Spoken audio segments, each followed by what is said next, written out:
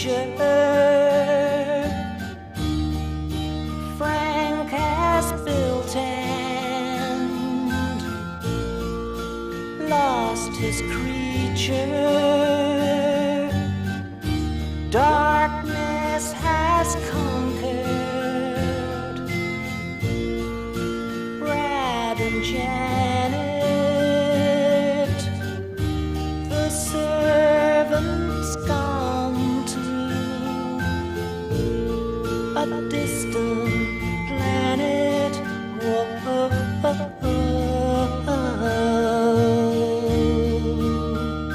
Hi-de-ho, everybody. My name is Sean, and I am one half of Cabin Fever Podcast. The other half is Matt Whitney, and we love having our friends on, and on today's show, once again, we have the lovely, the amazing, the talented Rachel Gillis. We have another phenomenal podcast for you all. We cover a huge gamut of topics and just shooting the shit with our friend. If you haven't seen the movie Rocky Horror Picture Show, and then if you haven't experienced it live, because they do it all around the country, they have live performances of the Rocky Horror Picture Show. When I was a young man just coming about in the world, Rocky Horror meant a lot to me. It was so much fun. It's where the weird got together. There's an awesome little movie theater that every weekend they would do Rocky Horror Picture Show. And if you're lucky enough to be there on one of those crazy nights, it is just an unforgettable night. Great for going out on dates. So if you haven't gone to a Rocky Horror Picture Show, it doesn't matter how old you are, young, old, just go and enjoy a little bit of weirdness. And that is a great place to go. Alright, everybody, enjoy this latest edition of the Cabin Fever Podcast. I'm Sean. I'm about to talk in a couple seconds. Bye! At the late night double feature picture show, I wanna go.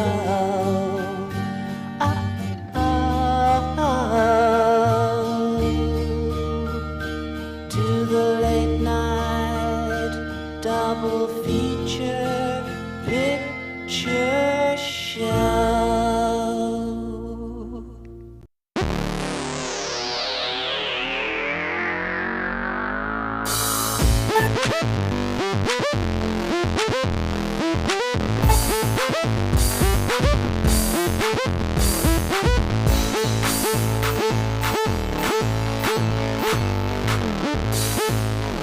Cabin fever.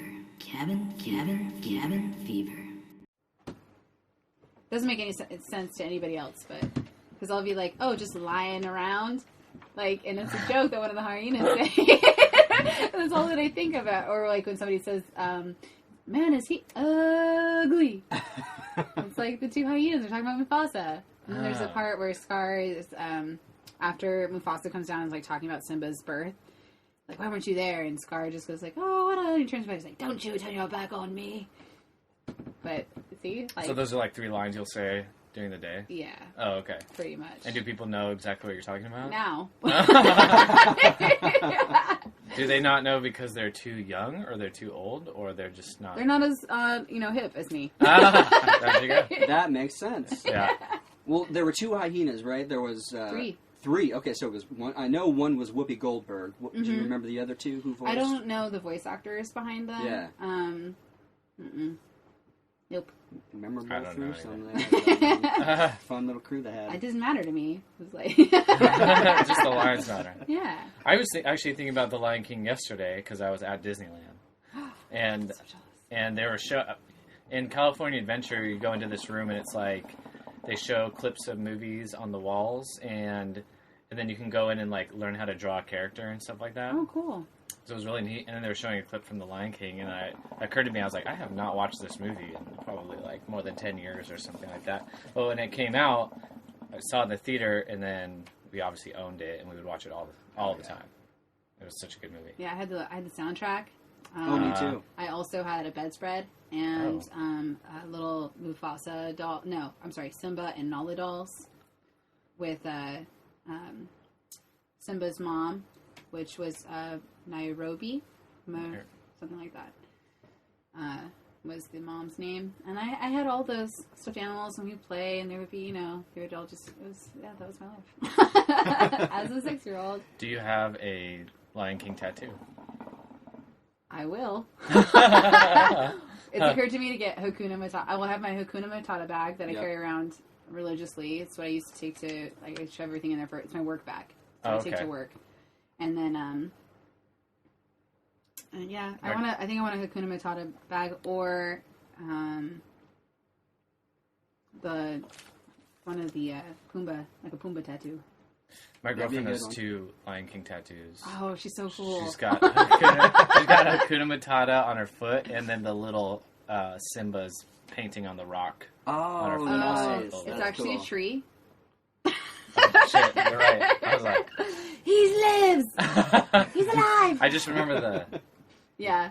He's like super freaked out or freaky. Yeah. Yeah. Oh, that's another That's thing. the tattoo you need to get is Rafiki, man. That guy's awesome. It's another tattoo that the past can hurt. But you can either run from it or you can learn from it. He goes, oh, that hurt. Stupid monkey. Stupid monkey. A squash banana. Asante Sana. Asante Sana squash banana. Yeah, I never knew what they were saying, and then this coworker of mine went to Africa, and then they say Asante Sana to each other all the time. And Really? Oh, I'm like, you have to go all the way to Africa to figure out what they're saying? Well, I What just does it never mean? put it together. I forget now. I know. What It's is it? Some kind of greeting? I think so. Yeah, I think it's some kind of greeting. Yeah, I think it was a greeting, because, they'd go to, like, villages, and, like, all the kids would say it and stuff like that. I wanted my friend Emily to paint me a Mufasa cloud. You know how he comes out of the cloud? Just, Oh, yeah. Remember who you are. That's also a good line. I say that all the time. That's what I do. There's Remember. a tattoo place in Little Italy called Bearcat Tattoos. Oh. And I found it just through Instagram, and then my coworker was looking to get, like, a Lion King themed sleeve. She's Oh. super into Disney in that movie. And this guy did a picture of Ariel, so I tagged her in it, and then she went down there and she's got this half sleeve of like Timon and Pumbaa and stuff like That's that. Like, awesome. and Simba, I'll show it to you. It's really good, like really, really well done. And then my girlfriend's gonna go down there and get a like the house in the balloons from Up. She's really into that movie. But yeah, super cool, super detailed. I was like, what a cool niche thing for a tattoo artist too, to get these like super detailed, because they do Disney, and then he does a bunch of Star Wars ones too. Oh, which is also Disney now. Mm-hmm. So have you been to Disneyland lately? I haven't. It's all Star Wars. I kind of want to go for my birthday, but because it would be an expense, you know. Is it still free on your birthday? No, I don't don't think know. it was ever free. Yes, No, it it was. was. You had to go online and register, and you could Oh, go shit. free on your birthday. What? Yep. Yeah, I doubt it's like that anymore. but they do have the Southern Should look it California. up. I'll go if you can get in for free. That'd be awesome. Yeah, but then Make it a trip. Well, I won't get in for free, obviously, but this is a SoCal residents discount now. Yeah. It's back. oh yeah. Oh, they got rid of that. Yeah, they got rid of it for a Yeah. while because Assholes. people would pay the full price. Yeah. But then there was I think it started to dwindle, and now they're coming back. But I want to go while it's all Star Wars out. I'm gonna get my picture with Chewbacca. Yeah. I have to get that. There's Star Wars is not stormtroopers. going away anytime soon. They're building a whole yeah. new section. of Are just they? Yeah, Star Star Wars, Wars Land. Oh yeah. What? Yeah. It's not going to be done for like another 3 years. That's okay. In Orlando too, the Disney World is also building a whole section. It's going to be Oh, probably like a a whole kingdom? new park, Space just Kingdom? Star Wars. Star Wars Kingdom. Yeah, I that's going to be epic. I still haven't ever gone to California Adventure. So like when I go for my birthday, I kind of want to do a park hopper. Oh yeah, it's fun to do. Yeah. Well, you can The roller coaster. What's it called? The Mickey California one? Screamin'. California. Yeah, that one's fun. See, everyone talks about that one. It's a good one. And then Tower of Terror. you can drink margaritas there. Oh, Yeah. And they got some good some beer, Yeah. It's like because Disneyland and Disney World will not serve alcohol. It's like Disney's like, Disney like wrote that and never alcohol. I think his too. At Disneyland, there are Yeah. other parks they do serve. Yeah, okay. Yeah. that's why in California you can get alcohol. At Epcot and Disney World, you can get a margarita or Oh, whatever. that's true. Yeah, they just have- not in Disneyland I think they have itself. like a That beer park. tasting thing in Epcot now. Which if you ever go to Orlando, don't ever go to Epcot. What? That's my favorite park. Yeah. Yeah, it's Why? awesome there. Well, first off, they have a whole village. It's from country, or it's each little village represents like individual parts of the world. So Yeah. you have a section for Japan, section for like a whole thing on Vikings, like Scandinavian culture. It's really badass, and they have really cool rides too. I love Epcot. When did you go last? 2007. Okay, Unless it's completely changed. No, since then. I went before that. I went when okay. I was like probably like 11, Mm-hmm. and it was. It might not have been as fun if It you were a wasn't. younger kid. It wasn't fun. I For was me, it so was bored. awesome. I also went with my grandparents. Okay. So that Slow probably and go, maybe, too. With the yeah, grandparents. yeah. They It's were. a lot of walking at Epcot. My interests were definitely different than Yeah. them. You know, Yeah, like, you probably just want to go to the normal Disneyland and hang out there. I should have. There were so many options. You know, it was Yeah, like all I didn't different realize parks. that we got up to like buy our tickets, and I was like, they were Animal like, which Kingdom is really good for kids. they were like, which one do you want to go to? And I'm like, I don't know. I don't know. And then they were like, well, let's go to Epcot because my grandfather used to work for GM, and it was like sponsored yeah, by like sponsored GM. ones, yeah. So we went to, and it was like all the same rides that he had like seen and installed. It Oh. was super dated. I'm sure they probably updated it since. But Yeah. they did have those type of things. Yeah. GM made. I don't want to go to all the parks.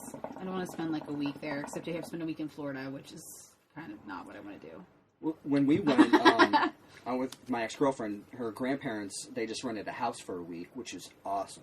And you just take a van to the whatever park you're going to do that day. Yeah, Works out great. Hell yeah. yeah. And you get a pool, you get a house, a whole house to your, the That's family can awesome. share. Yeah. So yeah, if you can get a good group together and go, it's definitely worth it. Or if you're just going with a couple or something, you just stay at the resort. and Florida just isn't one of spend my a shit favorites. ton of money. I've never been. Well, I've been there. I was too young to remember, so I've never even been to Florida as an adult or a conscious person. It's definitely all Well, touristy there. if you go for your birthday, just let us know. I've I got will. a pass, Oh, okay. so if you go during the week, So you guys have a season pass? Mm-hmm. Nice. You can't go on weekends? Mm-mm. Oh, because my birthday's on a weekend, Saturday. Sorry. Go on a Friday. I asked for Saturday, Sunday off. Oh, you already asked for it. Oh, okay. I can't take more than that off. Like, that's going to be a stretch for me anyway. But do you get it? So you wouldn't have a weekday off because you asked for the weekend off, right? Yeah. Yeah, shitty. I usually work Saturday and Sunday, so I'm just going to, I'm dipping myself out of 2 days. You should take Monday off and go. Just because it's so slow. It's not, Okay, not as right. busy. You're actually convincing me because I hate Mondays. And they changed the pricing system. So if it's a slow day, like during the week, it costs less to get in. Oh, really? It just changed it like the other day. Smarter than Yep. Disney's on top So on of the it. busiest day, the price went up like $15. Okay. So there's another reason. Fluctuate. That's interesting. Yeah, That's it's on a tiered stock- system now. Stock Oh, my. market style. Yeah. Yeah. You don't know what you're going to get. You should get the park hopper, go to California Adventure. I would. It's- I would. Yeah. I don't think it's as cool as Disneyland, but there's some fun stuff to It's do. worth going if you've never been. If I did that, though, I would go up there, like, on Sunday and go to Disneyland, hit one of my favorite rides in Disneyland, like, check out Star Wars Land and then, like, Space Mountain and then Thunder, Yeah. all the big rides. And, of course, like, New Orleans. I love that area of the park. Oh, New yeah. Orleans is my favorite part. Yep. And then, Pirates of the Caribbean. yeah. Yeah. Well, and Haunted Mansion. Oh, yeah, and Haunted Mansion too, yep. And then that'd probably be, like, Sunday night until it closed. And then the morning I'd go, like, I spent all day in California Adventure. Although I heard it's smaller. It's small. So I could go to California Adventure and then go back to Yeah, and then you Disneyland. could hit up some rides you want to do. Yeah. again. That's the way to do it. Yeah, but I wouldn't try to jam both of them in one day. Don't do Too it. too stressful. Yeah. Too many baby strollers. Yeah, that's what's nice about having a pass, because you just decided to go up there yesterday, like, on a whim. Yeah. And just there's no pressure to, like, get in line and like, do whatever.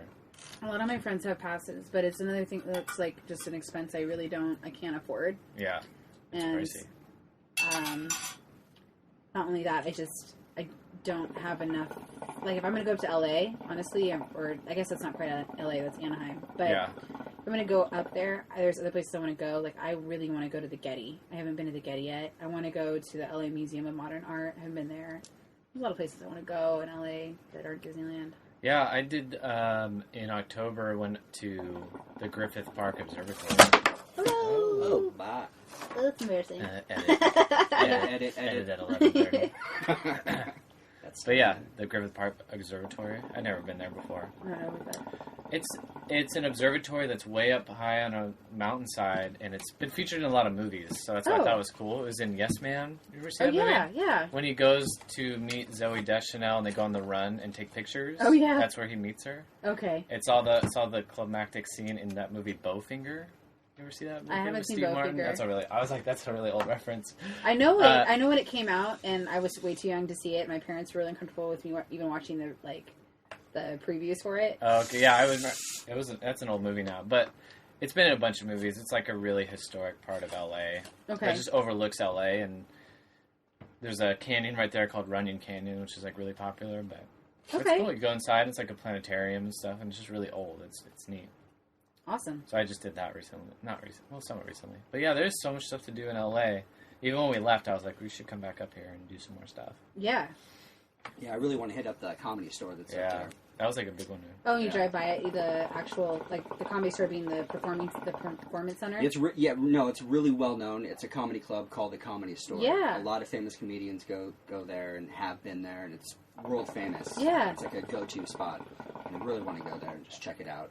You should go see a show there. Oh, yeah, any night of the week, like, you have They're like crazy big headliners coming in working out their sets. You know, you watch for like $5. Louis C.K., Joe Rogan, all the big names. They just stop in. They're just trying to like get warmed up, see how jokes go, kind of thing. Yeah, exactly. Yeah. Yeah, even working on their hours when we were staying there, like Ari Shaffir was doing his show. Oh, nice. This Is Not Happening show. It was like $5 and stuff like that. But we had tickets to a hockey game, so I was like, okay, we're gonna go do that. Yeah. But yeah, like super cheap, and you can see like 10 comedians. Amazing. And That's stuff. awesome. Yeah. That'd be definitely worth it. Oh yeah, for sure. I never even really thought about the museums, but they're probably world class. Probably the best. I'm just things super up there. nerdy about that kind of stuff. No, that's awesome. Like if you ever make it up there, the Getty Villa is the one in Malibu and overlooks the beach, and nice. it has all this like ancient art in it. The recovered statue. I think of course it's a cast because they wouldn't put the real statue out. Yeah. To keep that protected. Oh yeah. But it's the statue, the one with the no arms, and the she's yeah. like posing the thing down. Yeah. They have that one there. They have rights to the Sweet. Getty has that, and then there's like all these old bowls and like Degas statues and stuff like that. Wow. The ballerinas Degas. So I just nerd out about that kind of stuff. Like, no, that's cool. That's all these old. I think friezes, and it's like where they paint on the plaster. Oh yeah. And somehow they've been preserved because the paint on the plaster fades so quickly. But they have all that stuff from like ancient Rome and all this ancient Greek sculpture there. It's I had to go for one of my classes, but I haven't yet been to the Getty, and they have a lot of like postmodernism movement like art there still, and they have rights to some of the Impressionist work, and then the LA Museum of I think it's called Contemporary Art. It's like Lokma or something like that. They're the ones with like the lamps out front. If you ever see it, they're all over the internet. Like cute couples are like in there, like holding, like swinging on it. I saw one today. Yeah. It's all over. That's LA Museum of Modern Art, I think, or Contemporary Art. I can't remember exactly the name. I have a friend on Snapchat who we were in a wedding party together, and he's oh, you know him. His name's Leroy Matthews. Leroy! Yeah. I love Leroy. I was like, oh yeah, you know. The token black kid in our Yeah. our graduating class. No, always got one. We've always got one. Hey, No, just kidding. he that was his. He owned that know. title. Like, Yeah. I'm not so derogatory. That's with affection and love. He's a funny dude too. We had some good times in Vegas. He's a great guy. Like he's just an amazing guy. Always showed up when when he said he was going to show up when you're like, hey, Leroy, what are you doing? Want to hang out? He'd be like, yeah, totally. Like really laid back, easygoing guy. He's amazing. Everybody's friends with Leroy. He sent me not me, but he sent a Snapchat of some exhibit there they had, and it was with light, and he walked into this room, and it looked like it was raining. But there was just like light, whatever. Yeah. So like he would like film this video of his girlfriend like walking through it, and it just looked like it was pouring rain. It was such a trip. That's awesome. And it made me. I was like, I really want to go check this shit out. Yeah. That's pretty cool. Yeah, that's awesome. Yeah. I thought of you the other day because we were selling this book, and I'm not sure if we're selling anymore, but it was a Star Wars book, and it said Star Wars for Art Therapy. Oh, And I read it, I was like, oh my god, like, This I is feel like Rachel Rachel. would, like, love this book. And I only saw it that once, too, so I don't know if it well, was it's on the its way out. universe. I appreciate your thoughts. Yeah, That's I always don't. good. Always I good. was like, oh, I should buy this for her, and I literally only saw it that one day, and then that was it. So maybe I it was just- on the tail end of it or something. Just appreciate the thought. That's awesome. There you That's go. awesome. Yeah. It's like 90% of it. It's like, wow, cool. You thought of me. Yay! Oh, right I'll away. take it. I'll So I was take like, it. oh, Star Wars, and then it was Star Wars for Art Therapy, and I was like, the only reason I know those two words together is because of her. One of the Rachels in my life, yeah. Rachel Z. Yeah, that one. Z-A. Z-A. Yeah, right. Yeah, and then there's, every once in a while there's like someone with the last name of Gillis. Really? There's more of us? Yeah.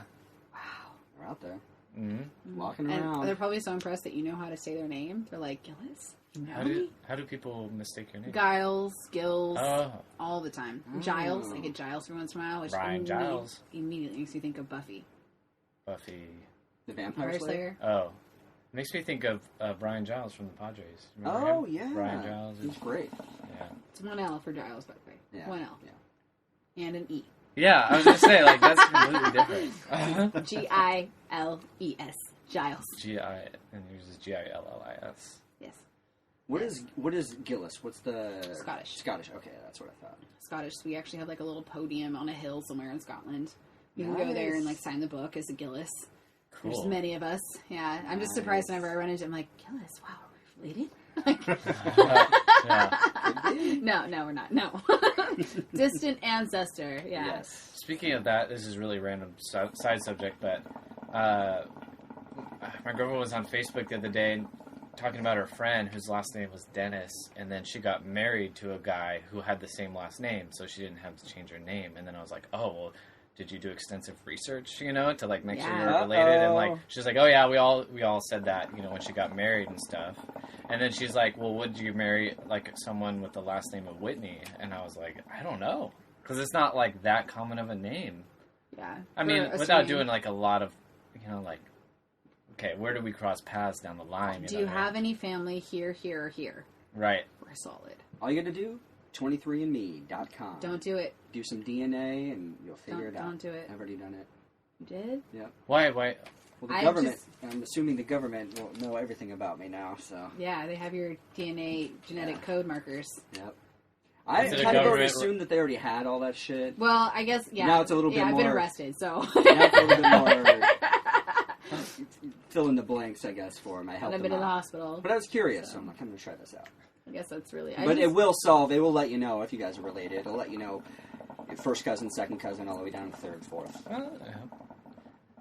I forgot you did that. Is Yeah. that a government-run thing? No, but Oh. Well, they don't I'm sure they advertise got that it money is. through. I'm sure the government funded them at one way or another. Yeah. All that shit always is. It's propagated towards us, like towards younger people. Yeah.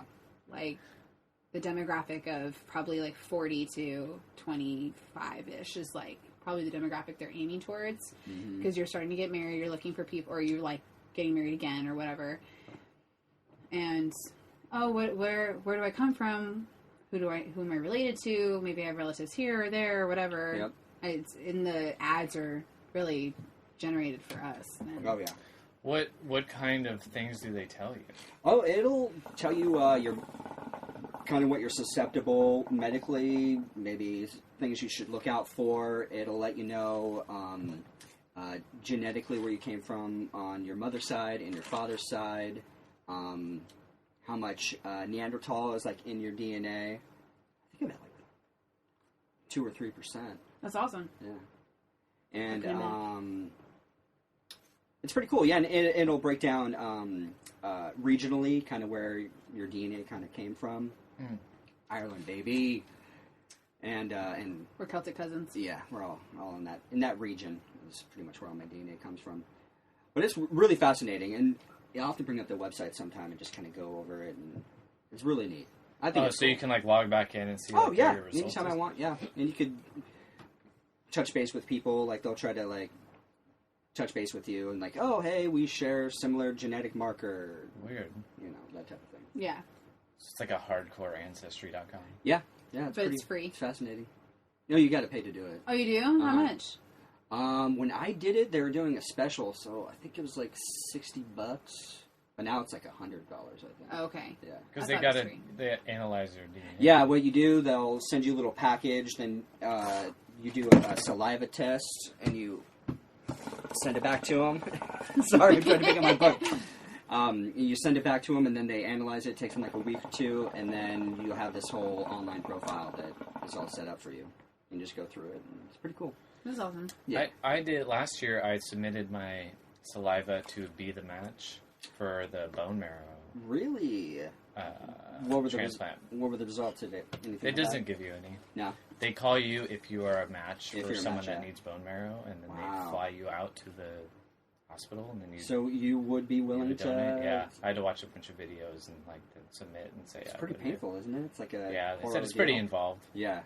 but of course the videos get you. Yeah. And then I'm like, if they feel that you're healthy enough, Mhm. then you can undergo it. And I was Could save like, someone's life. well, why not? If I am, you Yeah. know, Yeah. I probably feel really good. And like, Yep. To save if, somebody's life. if someone's, Feel the if connection. someone's like, Yep. if someone's out there dependent on it, and then they say mine's a match, and they permit me as healthy enough to go through the procedure, then Yeah. I'd probably not mind doing it. I would do Wow, that. That'd be incredible. It would be the same thing, but yeah, I just had this discussion with Bailey, the girl I had dinner with before I came here. Oh yeah. about Yeah. 23andMe. How's she doing? She's doing well. Yeah, she's she's all adjusting married to and all that good yeah, stuff? she's adjusting to married life Awesome, in good. Ramona. Oh, You so they know. lived up there? Yeah, Living up they're doing the living on the parents' property thing. Do they have a trailer, their own little separate They have space they have at a least? home. Oh, okay. Zach's family is pretty well to do, Mhm. and they built a little Tiny house or something? granny flat-ish Yeah. type thing in the Mhm. back, and that's where they're currently living. But their company, their family company, just contracted out with Time Warner Cable, and they're like, Time Warner went from having like 8 contracts to having 2, and they're one of them, so their workload quadrupled. Wow. Ish.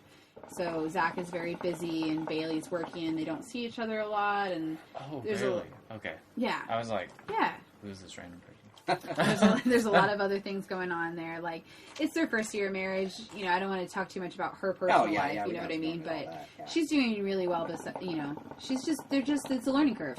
But she's very happy. I should reiterate, she's very happy about that. Like, she has no regrets. It's just the adaptation and the learning to communicate and things like that. It's that every married couple goes through. Oh yeah. Every relationship goes any, through. yeah. You know, when you have a serious relationship with anybody, friendship, boss, anything, you're learning to communicate with that person effectively.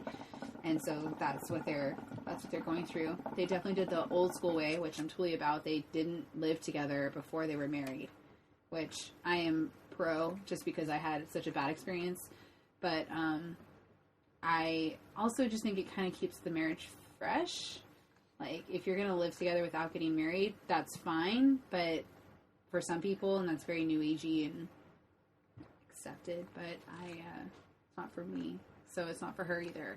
So they're learning to live with each other. And, you know, they still lead independent lives, but to have a married life. And it's a really interesting, demographic, I want to say. It's not the right word, but, like, social group niche that subculture, that's what I'm looking for. Yeah. Subculture that I am not, part of, that I find very fascinating, like married life and how two people living individual lives merge, Yeah, for sure. because of this thing we call love. That'd be weird too, living on the same property as your in-laws. So Zach's parents, they're very tight-knit fammy. And, not to, again, I don't want to go too far into it, but that is also an adjustment. Yeah. It is very convenient. They didn't ask for rent for them. Bailey just insisted on paying at least utilities. She's like, I won't pay for the roof over my head, but for the water and gas and electricity that we use, we will pay you. And they have been. Nice. But they didn't ask for that. Zach's family really wants to provide for him. He's the firstborn son. There's a lot of other things going on there, but it is difficult for Bailey to adjust to that because she wants to establish her life with Zach independently. Yeah. Aside from his relationship with his parents. Yeah. Yeah. She's had to move away from her parents.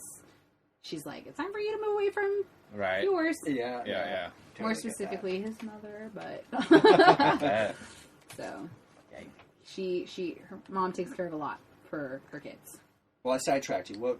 Before Bailey? What were you? 23andMe. 23andMe. Yes, We were talking about 23andMe. 23andMe and about how weird that was, and then how it's kind of like irrelevant. You know, we all have these like smartphones, which go iPhone. I think I might go back to an iPhone after this whole FBI thing with the terrorist threat. And there was another case in New York where they were talking about that, where the FBI subpoenaed the records or the account for the iPhone, and Apple's like, no, we're not going to do that because it'll set a precedent.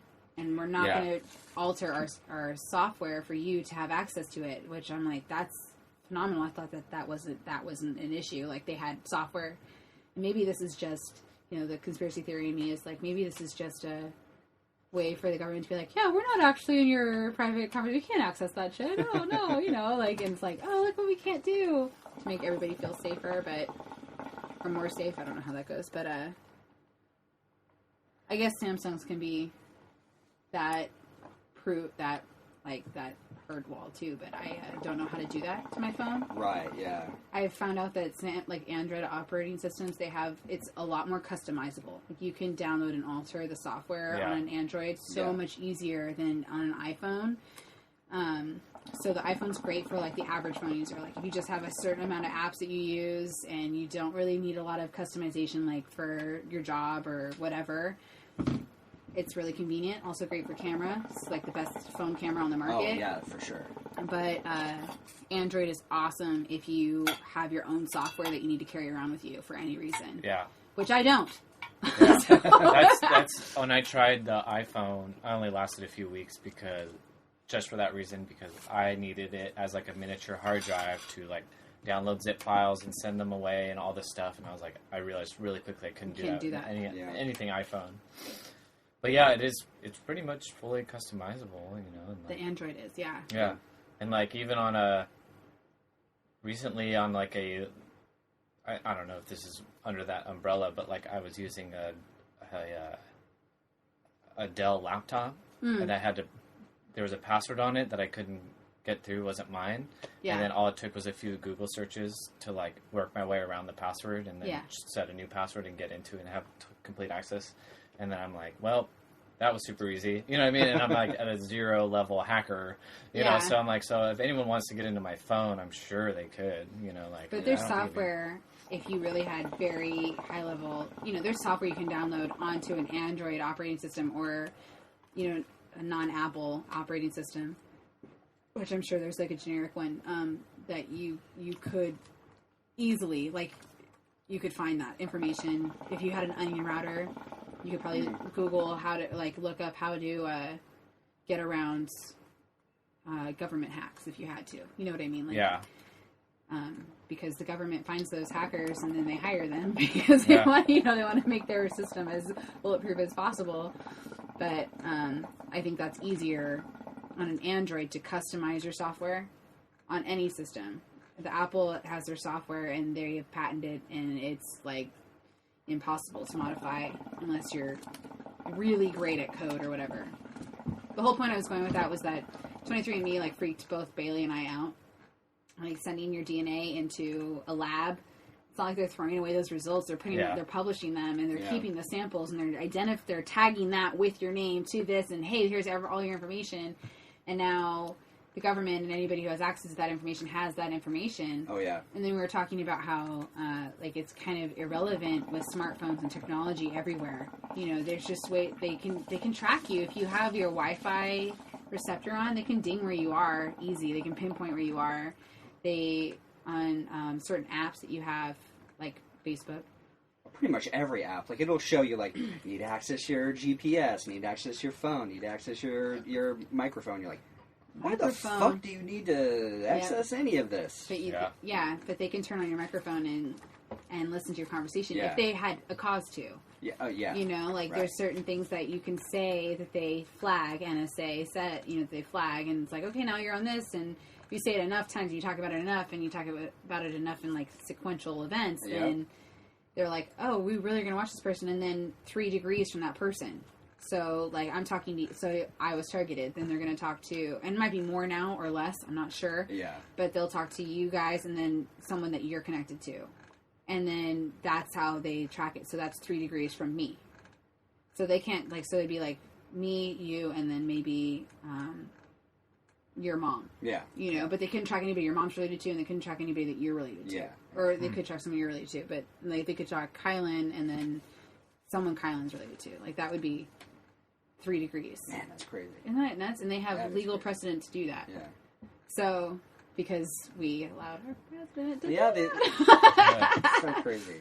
But anyway, so 23andMe, maybe pretty cool. Maybe Yeah, not it's cool, as but I scary. definitely know it's got nefarious dealings going on, I'm sure. At least it has the potential. Yeah. This stuff just doesn't freak me out that much, to be honest. Because you believe the government's going to protect you, take care of you.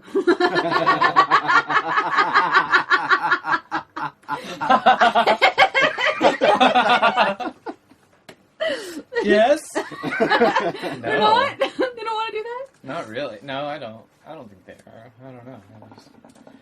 I always think about, like, well, what are they going to do with it, I guess? Or, like, how is it going to come back to me? I don't know. I guess that's the inherent fear, is that they could, or that I'm on someone else's computer screen. But I just don't think about it enough to get scared about it. Yeah. Well, mostly it's like, well, I now with wouldn't- the whole Obamacare, now the government is controlling your health care in a way because the IRS is like in charge of all of Yeah. Obamacare. So now your medical records are on record for the government, and then it can trickle down. It's going to change how people can live because all this information is there to control them. So, like with the 23andMe, like say a genetic thing pops up, like, oh, you might be susceptible to heart disease. So then now you're going to start getting advertising for heart disease medication. Like there's all these little Right. things they're going to use, and they're going to sell your information. They're going to make money off of you because that's all we are. We're just a number, and you know, It just goes it's so crazy. much darker than that. I just go so Oh, it much... goes way darker than that. I'm yeah, just I'm like- just like- trying to help Matt here Oh, so- understand. yeah. Yeah. Oh, they wait, you can have a do some dumb you have shit. predisposition for heart disease. Well, we want to eliminate that from the American gene pool, so you're not allowed to reproduce anymore. Yeah, that I see. can definitely come up too. You know, that's just where I go with That's it. like you know what I mean? dystopian, like, you know, you... I read a lot of those novels. Yeah, exactly. Like, yeah. It's not accurate. It's probably really far-fetched and out there. That's not the main... There's really no way to control that aspect because it's more about diet and environment. But, like, the genetic disposition's like, oh, well, you know, we want to have this kind of society so we can control that. Like, oh, you're much too smart. Your offspring, we don't want that. So, actually, we're going to sterilize you. Oops. Yeah. You know? Yeah. Like, that's just where I go with it, but Right. that is not, that's just me and my crazy brain. Like, that's... And there are cases that's- of them doing it. The government sterilized prisoners before, female prisoners. I mean, they've done crazy shit to people in small circumstances, you know, small samples, but they've done some I guess pretty horrible shit to people. I guess the potentiality is there. You know, Oh, yeah, for especially sure. because we're talking about our own present day time, and then we've lived so comfortably, it's easy to think everything's gonna be okay.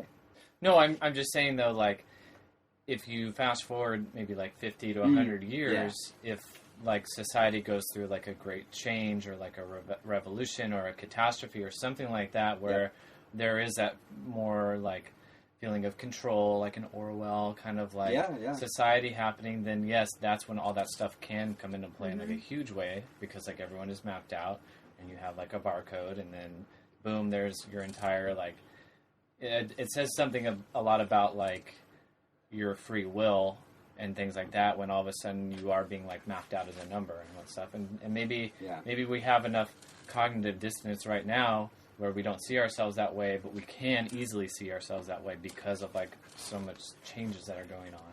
Yeah. I just feel like there's also... I'm sorry. I No, don't that was know. about it. Like, Okay. I can understand that way of thinking because that is a real like potentiality and stuff like that. Yeah. And maybe I just don't feel it like right now, but I can see it. Yeah. And maybe you're just like really feeling it when it comes to that kind of stuff I just like that. look for it, I think, more than Right, the you're average. kind of I'm in like, tune you know, to it. I'm also interested in that kind of, you know, the dystopian, the government takeover, and World War II has always fascinated me. I think about, like, the whole thing with Hitler and how he came to power, and he wasn't a very smart man, but he surrounded himself with very smart men, and how they rose to power, and the fact that there was so much fear in the European and, you know, German culture at that time. We have all the ingredients for it. We have terrorism. There's a nebulous threat overseas in Syria, which we don't really know much about, and it's a joke to think that our government doesn't know more than what we know. Like, they know what's going on over there and who the leaders are and everything, but they're not letting us know. A friend of mine, her brother-in-law is set to go over to Syria. That we are going to have troops in Syria. We are going to go to war with Syria. But there is no talk about that in the media coverage. So we have an election coming up. Iran just went through an election. There is all this fear about this nebulous thing over here. Our education system is under attack. They're cutting funding. You know, we have an uneducated, fearful populace looking for a strong leader to take us out of it. Point the finger at someone. Oh, Muslims, Islam. You know, oh, you know, wait, oh, that's just what I see. Gun control, huge. You know, there's there's all this thing, mental health. Like, oh, you're not fit to hold a gun, or mental health is, you know, all this other stuff. So we're gonna disarm and uneducate our populace, and then feed them terror, so that when I come in, or the government sets up whoever they want as our leader, and this leader's gonna come in and be like, I'll save you all, but we're gonna have to cut funding. You know, you guys have to turn in your guns. And you have to, you know, this is the education you're going to get. Sorry, there's no funding for that. So you're going to have 50 kids for one teacher. And, yes, some are going to slip through the cracks. We can't help that. Sorry. But don't worry. I'll protect you. And that just, you know, I watch V for Vendetta every year. That's how that whole thing's set up. Yeah. In V for Vendetta. Yeah. And that's just, to think that the powerful men do not want more power is naive. Right. You know, and this being, again, like, well, last month was like Black History Month, and it was the 50th anniversary of the Black Power movement, and I just saw this thing called a Black Power mixtape. It was a documentary that some Swedes did for the Black Power movement, and it was really fascinating to see that. I can't remember his name. Talib Talib Kweli. Yeah, thank you. It was a few years ago, and he was working on a new album, and he was listening to this guy, Stokely Carmichael, which, if you guys ever get a chance to listen to any of his speeches, I recommend it.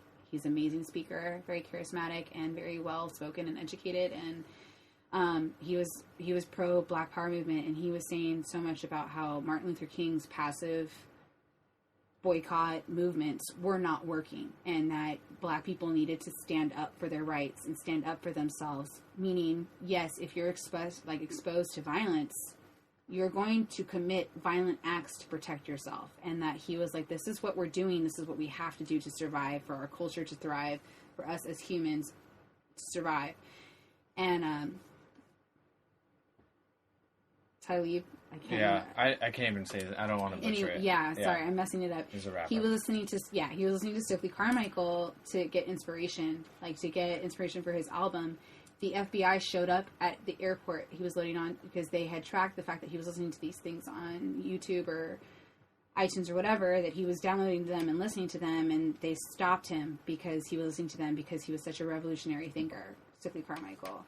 So just thinking about one of the things that the Black Power mixtape mentioned was, and it was Stokely Carmichael who was talking about it. He was like, "You were naive if you think that the assassination of JFK and Martin Luther King Jr. were not backed by the government. You think about all these people that they've been thwarted, like they had the technology at the time to protect these people, but JFK was pro Black rights. He was ready to sign a bill that was going to enable Black people to have power. Martin Luther King Jr. was changing the way he was thinking and talking about things. He was going after the rich white populace. So, which is government, which is who we have as politicians, these people who are Ivy League, these people who are in, you know, like, it's just this crazy cycle if you think about it. And this is just where my brain goes. Like, this is not factual. This is just Rachel opinions, like, my observations.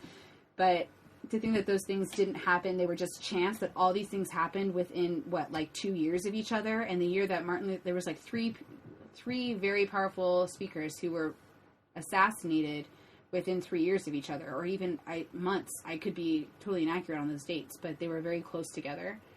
And I think that those were not at all supported by a world power. It would just be naive. So you got JFK, you got Martin Luther, and then you got RFK. Is that who you were talking about, the three? Or it was JFK, Martin Luther King Jr., and I wanted to say Malcolm X was like 2 or 3 years later after MLK. So it was, I don't know who the third one was, but it was another pro-black power person, and it was, you know, I don't want to say you know too much, but I don't know who it was. I can't remember exactly. I just remember like hearing these. Again, this is like from a documentary, which facts can be skewed, and I haven't done any research outside of that documentary. This is just what from the documentary Black Horror Mixtape that I have this information. So it could be, you know, it's one-sided on any fact. It could be biased. Yeah, but it was just fascinating. I've definitely heard all that before. So it's just fascinating to me that, you know, just look at where we are and what's happening. I mean, my crazy brain, Rachel, is like, well, maybe the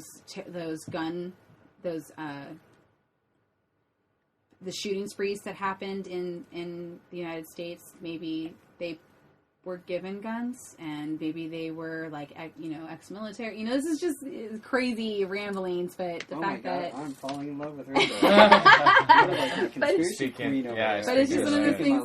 It's just like, I love that. It's just, you know, these people are already mentally vulnerable because they have mental illness, and then somehow they get their hands on guns, and it's like chance. And what we see from what the media tells us is that their mom had these guns in their house, and then they went to a random school and decided that all the children need to die. It's like, okay, what's a better way of scaring the population than targeting children of the nation? That's going to get every parent. So you have, for one kid, you have 2 adults, voting rights, everything, that can say, hey, I don't want guns. It's just ridiculous how many people, no guns in our country anymore. Second Amendment rights, it's not applicable anymore. You know, it's just... It's true. Sorry, that's just other one of my rant. I'm done. The government operates with they create the problem, and then the problem occurs, and then they have a solution right then and there. So with all this gun control, they could create this problem by putting mentally ill people, putting them in a position, maybe even encouraging them. The FBI has been proven over and over and over and over again. They set up these fucking fall guys, and they go out and perpetrate this shit, and then you get body scanners in the airports, and then you get our rights slowly taken away from us, and then you get all this crazy gun control that's getting put in place, and you have Obama doing executive orders, and then you got, because really America is we are the last bastion of freedom. We still have access to guns. Europe doesn't have access to guns. They can get guns, but it's not like here in America where it was set in the Constitution that we have the right to bear arms, which is and the right to form militias, and that's to fight against our government if they get out of hand. To protect ourselves against our government. To protect ourselves. It's not necessarily go out there and to hunt, but it is definitely part of the culture of hunting, because I mean that's what we need here in America. But all these things are set up. And the government is, I'm right there with Rachel. She said it much more eloquently than I did, but I'm in completely full agreement with you. To be clear. And there's so many other details, there's so many other facets to this. It's like, you can just listen to us blab on, like, yeah, right, you guys are fucking crazy, you don't know what you're talking about. That's true. Just do your fucking research, and you'll go down the rabbit hole, and you just keep pulling the string, and it just keeps unraveling, and just like, wow, this is what we're dealing with here. This is a lot shadier and a lot more depressing than the bright, shiny world that we were kind of promised when we were younger. Yeah. It all just, the older you get, you kind of figure shit out. Usually when you're younger, you're a little bit more liberal, you know, you're fine, happy-go-lucky, and then you get older and you start to realize, oh, shit's not as Golden. happy-go-lucky, it's not as pristine, so you get a little more conservative and you start to figure shit out, and you're like, okay, we got to fix shit. Let's kick What can I these do? people out. Yeah, Can I what do can anything? I don't think you can, honestly, unless everyone's educated yeah. and they really want to take a deep, close look at the way our government runs and change it. I don't know if it's going to happen, though. So, education, and I do think that guns should be a little bit more difficult to get. Oh, no, I totally agree, especially, yeah. But, you know, That's like you were everybody. saying, like, you know, say you do try antidepressants at some point, Mm-hmm. and then you feel like that's not cool, it's not vibing for you. Maybe later down the road, the government has more control, and they're like, oh, you had antidepressants, you're not eligible for gun. Sorry, you Yeah. can't have a gun. But I'm And you're healthy like, now. I I'm can prove fine. it. Yeah. I Yeah. took that when I Cognitive broke up with behavioral my therapy. girlfriend. I've done this. Yeah, I've yeah. done this. I know how to fight it. I actually went to a gun range and I discovered something I loved. Yeah, I went skeet shooting. It's really This fun, is by awesome. the way, if you've ever been Oh, shooting. skeet shooting is great. Well, Have you- shooting in general. Oh, shooting in It's general. really That's awesome. Have you ever done it, Matt? Yeah. Yeah, it's Yeah, I fun. went for my birthday last year. Oh, no, yeah, it's Love cool. it.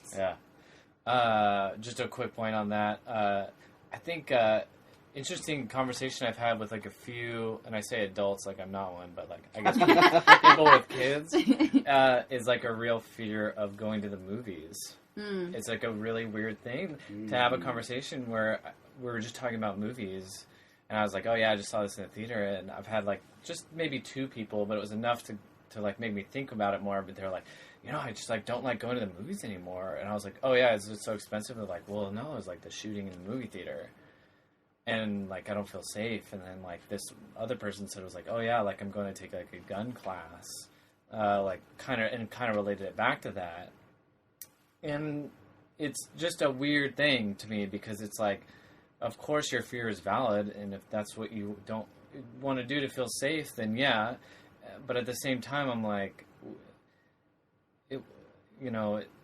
there's so many movies every day. There's like how many shootings were there and stuff like that. Like, and then the fact that I've been to like a ton of movies and like never really felt that fear or whatever, even after like people got shot in a movie theater, it just makes me think that like we are so influenced by that stuff that we see in the media. The fear. And it just can like easily really get like grasp hold of you. Oh yeah. You know, it's like almost like re-up that thing, like, well, okay, well, we need to protect ourselves, like, we need to do this, and... My argument for that would be, if everybody in that theater had a gun, that guy would have been dead. Yeah. Oh, yeah. It's just one of those things that he would not have been able... They saw someone come in, and he was carrying, or whatever. I mean, I guess there's, like, 2 sides to that. You see someone carrying, are you automatically going to think that person's going to shoot you? No, but if he comes in guns blazing, and somebody can get a beat on him, take the shot. If you're properly trained, you'd have no problem taking care of Texas a has situation these like that. stickers all over the place where it's like you can carry, like you're not allowed to carry in government buildings or schools. That's fair, unless you're like a police officer or like a federal agent, like a marshal or something. Yeah. Cool, awesome. I totally support that. But they have these other ones, like stickers where it's like, hey, you're allowed to carry in here, but you have to declare it at the door. And there's other things like, because that's what I would do if I had a gun in California and I had it in my home. I would have a sticker on my door, like my front door. Oh, yeah. That's an argument I've heard for gun control is like, I would feel so bad if that person was coming in and all they wanted was my TV and I shot them. And I'd be like, what the hell are they doing in my house? Yeah. Get out. The door was locked. The windows You're were violating locked. your space. Yeah. I paid to live here. You didn't. Get out of my house. And if I had plenty of warning, because that would be something that I would do if I thought someone was breaking into my home, I had a sticker on my window that said, I'm a gun owner. You've been warned, you know, or just I'm a gun owner, NRA. And then if I hurt someone, I would have my gun in my hand and be like, I'm warning you, I have a gun. I'm going to count to 10. And then I've already called 911. They're on their way. I've got a gun in my hand. And if you have 10 seconds to vacate the premises, otherwise when I come around, I will shoot you. Yeah. It's fair warning to me. You know, and I'd have 911 operator on the thing. And if they press charges, so what? I'm defending my property and I would go to jail for that. Yep. That would be something that I would go to prison for because that's my right. That's my home. I am a single woman. Yeah. You know, and if I have a family someday, I'm protecting my children. Get the fuck out of my house. Absolutely. in Texas? What was it? You can't They carry have them where? they have different stickers or something posted on buildings. I don't know the particulars. I was talking to a friend of mine who lives in Texas, and they were saying you cannot carry because they have an open carry. You can just carry a gun. You have to have a permit to carry it, of course, but you can carry a gun. Here you can't. I think in California, really hard for you to get in. I think in California you can't have a concealed carry. You have to get a special permit to carry concealed, but you can't actually carry open. It can't be loaded. The ammunition has to be separate, but you can carry open in California with a permit. I believe. I'm not 100% sure on that, and it can only be like a certain caliber. Right. You know, you can't carry a semi-automatic weapon around with you. But, you know, if you had like a Glock or something and you had a permit to carry it, it's your constitutional right to carry it. Yeah. And, of course, that is like a state-to-state variance like that will vary just like marijuana and or, you know, birth control or whatever. Not birth control, abortion, stuff like that. It's like varies from state to state. And that's how they get it taken into federal law. But in Texas, I know there's like different stickers on different buildings. So like in bars, you cannot take a gun into a bar because there's alcohol. Yeah, Your people inhibitions get are fired up, you get into a fight and somebody's dead. You can't do that, and that's like a permit based. But like, hey, I want to go to a theater. You are allowed to carry a gun into a theater. You are. I mean, I don't know that for certain. I'm just saying there's like stickers on certain buildings where you're allowed to do that, but they will notify you when you are not allowed to carry in there. Right. Yeah. Kind of thing. Which I'm okay with not being able to carry concealed. Personally, that is something that I would advocate for women as a defense, especially if you're in a very urbanized area. But, and maybe you have to, like, you know, it's an argument. Like, I have to take public transportation and then I have to walk these dark streets and I want to be protected. People will argue for, like, mace and tasers and stuff, and that's cool. Awesome if that's your mode, but if I want a gun, it's my constitutional right to carry one. Definitely.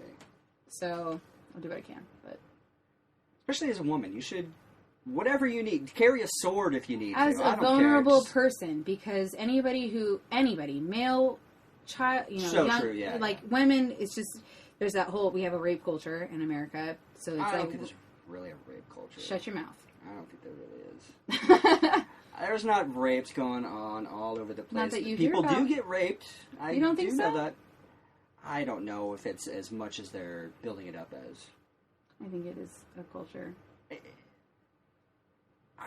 What does that mean, rape culture? Rape That's culture? like Like a Guido thing. Like she was asking for it. She wanted to be touched how inappropriately. many Guidos? How many guys have you met? I'm like just that? I'm just thinking out loud Yeah, I here. know, Like as yeah, an example, yeah. you know, there's the whole thing like you're in a club, you're wearing something hot, and maybe I see this is just programmed in me. Yeah. Girl's wearing a hot dress, and she gets groped.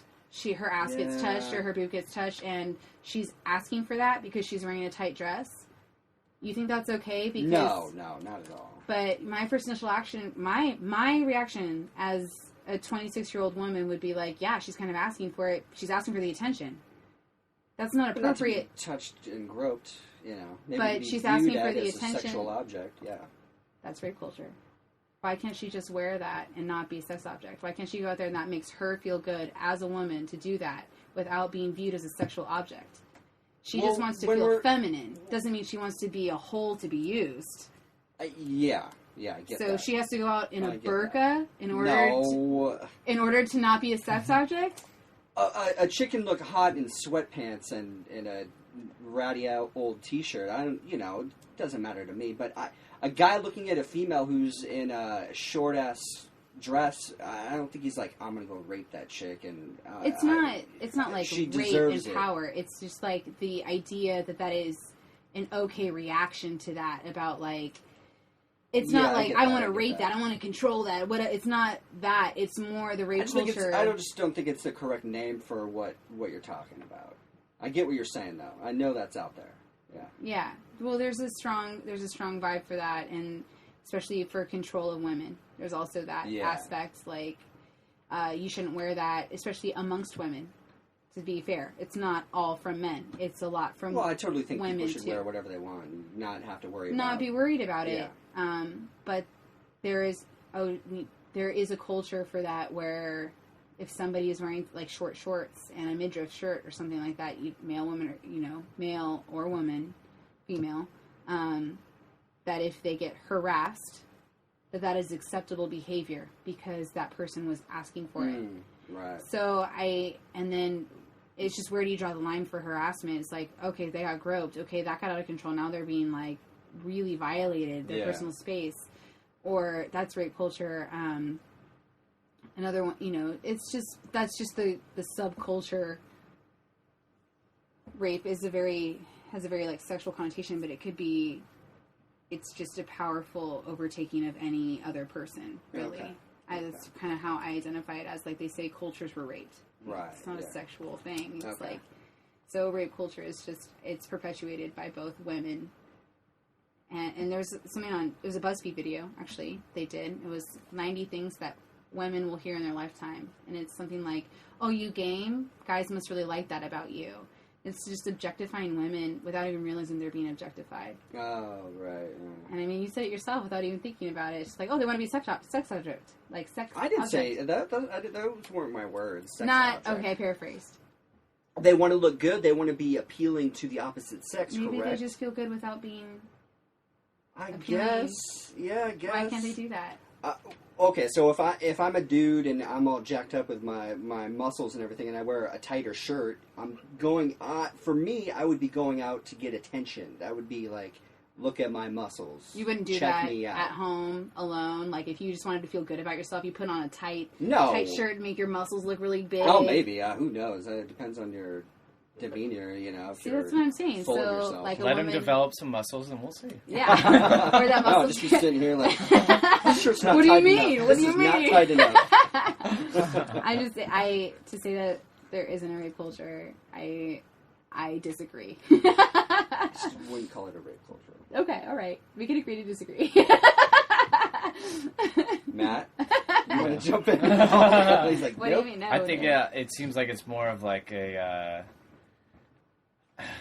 Subjectifying culture, maybe. No, I see what you're saying, but I feel like it's something that it's justification afterwards. Like, that's the kind of like air of like responsibility and stuff. Like, whose responsibility is it? Is she wearing a dress for attention, or is she wearing a dress to feel good? Like, we're trying to kind of like define those lines and say that both is okay, but for you to act on it and then like, I guess put the frame or excuse on it is like kind of like the bigger problem. You know what I mean? Like, oh, well, she wanted it, she was dressing that way and stuff like that, and you didn't get consent. You didn't like get to know someone well enough to like do those kind of things. Like that. Like, I guess those are the kind of things we're looking at to like will no longer stand. Does that make sense? Yeah. Yeah. So I don't know, call it rape culture, I guess. But like, I guess it's not a general thing. It's not like a huge, broad subject, Yeah. All right, so we're gonna go down the rabbit hole a little bit. We're gonna get a little weird here. Hope you guys are ready. Have you guys ever heard of the Mandela effect? No. All right, well, learn me something. Let's see. Okay, so I'm going to ask you a couple of questions, and then I just want you to write down your answer, and then we're going to come back, and then we're going to see what we got. Okay. All right. So first question. Okay. So this is from the movie Snow White. Blank blank on the wall. So fill in the blanks. Blank blank on the wall. Yeah, and this Is is that from like the a movie line? Snow White. It's like a line from the movie. Mhm. Do you not remember? Oh, now I remember. Blank blank on the wall. Who's the fairest of them all? Snow White, Disney? Just take a good guess. Okay. What's going on right there? Is this a Okay, we're good, competition? go. Do we- No, there's no competition. Oh, now I'm not No. interested. It's on, Matt. Bring it.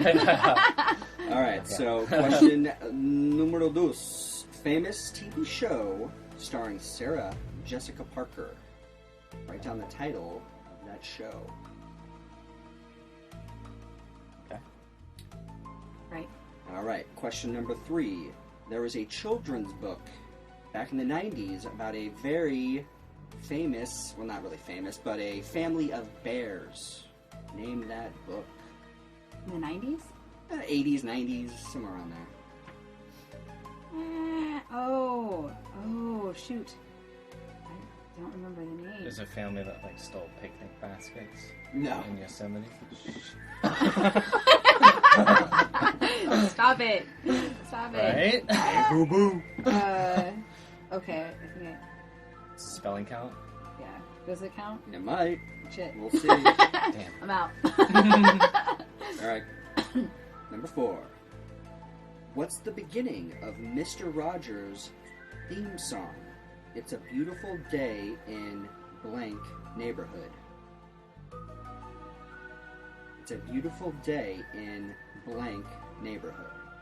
So just fill in that blank. Okay. All right. Name the movie starring Brad Pitt, Tom Cruise, and Kirsten Dunst playing vampires. Oh my god, these questions are really easy. Is this part of the thing? I'm sorry. Fill it in? Yeah, they're not supposed to be hard. Oh, okay. Yeah. All right, we got one more. I'm ready. Okay, so famous line in Star Wars, Empire Strikes Back. Blank, I am your father.